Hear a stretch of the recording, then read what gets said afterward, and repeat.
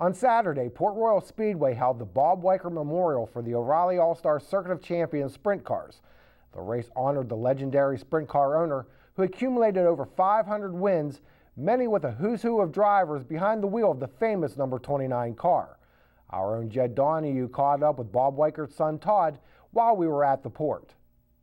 What a big night. Your dad is such a giant in the sprint car industry. Well, what's this mean to have kind of this car kind of run around a little bit? It's an honor to do this for my dad and what he'd done for sprint car racing in the area, and Jesse Keene and Tyler Walker coming on board and doing this car for us. I can't be happier for not just myself, but the Weikert family and the racing community that knowed my dad and followed the car for all those years. Yeah, we're looking at this crew right here. These guys are excited too. You know, it's all teamwork, and they're pretty excited to be working on this to see if they get this in front. Yeah, that would really be sweet. I said when I made the deal with Jesse to have it, you know, he kind of got me excited when he said yes, and I really got excited about it. But seeing the car really brings back memories, and then I'm really excited to see it on the racetrack. That's where I like to see it operate. Yeah, the Weikert 29 is kind of a legendary number, not just at Port Royal, but really all over South Central PA and really all over the country. I remember Doug Wolfgang running this thing back in the late 80s, early 90s. Absolutely. Doug drove for us from mid '84 to the end of '87, and of course, everybody knows what he done in the Weikert car, and so it's a legendary car. There's no question about it. To try and educate those who didn't know your dad and everything, I mean, what do you think made him so successful as an owner and just in this sport? He's in the Hall of Fame. What made him such a special part of the history of the sport?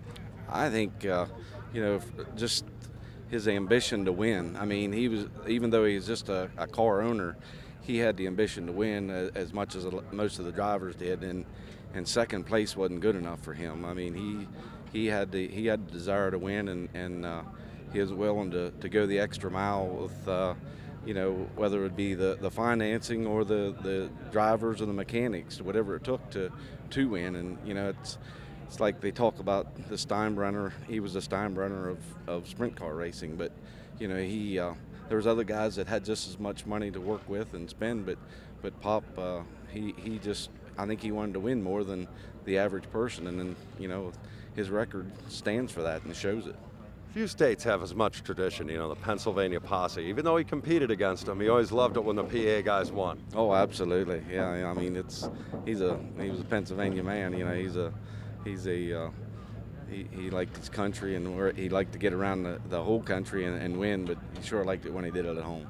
The one thing about here, the world of outlaws and all of that sort of thing, but night in, night out, you can't get any better racing than what goes on in this state. Absolutely not. I was fortunate enough to travel around quite a bit too when I was younger, but when you came back here, I mean, it was always the best of the best week in and week out, no question. So, could the retro scheme find victory lane? Well, Tyler Walker did win one of the 4 heat races in the familiar number 29. Lance DeWeese, Mark Smith, and Doug Esch won their respective heats as well. Stevie Smith led the field to the green with fast Freddie Raymer in the red 51 to his outside. They are even as they exit turn 2, but Raymer starts to pull away for the lead down the backstretch. Then Smith dives low in 3 and 4. Off the turn, Raymer regains momentum to pull even as they complete lap number 1. Going into 1 and 2, Raymer secures the top spot. On lap 10, Greg Hodnett in his new number 39 Trone Outdoor ride works the outside of Chad Layton to take over 3rd place, while Raymer and Stevie Smith are still 1st and 2nd. On the next lap, Hodnett pulls the same move on Smith to move up to 2nd. A lap later, Smith slows to bring out a caution. On the restart, you have Dale Blaney in 5th, Mike Wagner in 4th, with Layton, Hodnett, and Raymer pacing the field. But it doesn't take long before Hodnett shoots to the inside of Raymer to take the lead as they exit turn 2. Raymer fights back, but can't overtake Hodnett. Here, Blaney gets by Layton for the 3rd position as they go through 1 and 2. The caution comes out on lap 16 as Raymer has cut a tire. He would return to action. So now Hodnett has Blaney hot on his heels as they restart the race. yet Hodnett gets a great jump to distance himself from Blaney. On lap 22, Kerry Madsen flips over the backstretch wall to bring out the red flag. Madsen was okay. Blaney gets another shot at Hodnett on the restart, but again the 39 machine pulls away by a few car lengths.